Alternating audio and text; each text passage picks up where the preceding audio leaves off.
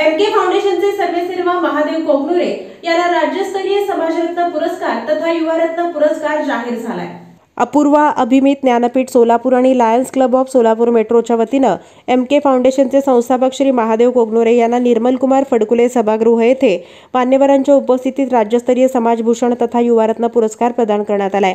या प्रसंगी सामाजिक, राजकीय, कला, क्रीडा यासारख्या विविध क्षेत्रात उल्लेखनीय कामगिरी करणाऱ्या मान्यवरांना संस्थेचा पुरस्कार प्रदान करून गौरव करण्यात आलाय। महादेव कोगनुरे यांना हा पुरस्कार मिळाल्याबद्दल समाजातील सर्व स्तरातून खूप कौतुक होत आहे। पुरस्कार मला मिळाला असला तरी माझ्यासोबत काम करणारे असंख्य हात आहेत।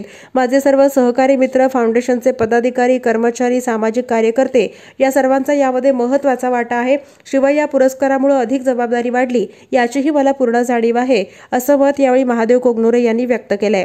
या प्रसंगी श्री लायन्स ईश्वर झुंजा, अध्यक्ष Lions Club of Solapur metro, Shri Abhijit Bhanje, अध्यक्ष अपूर्वा अभिमित ज्ञानपीठ सोलापूर, श्री अशोक भांजे, कुलपती अपूर्वा अभिमत ज्ञानपीठ सोलापूर यांच्यासह विविध क्षेत्रातील मान्यवर उपस्थित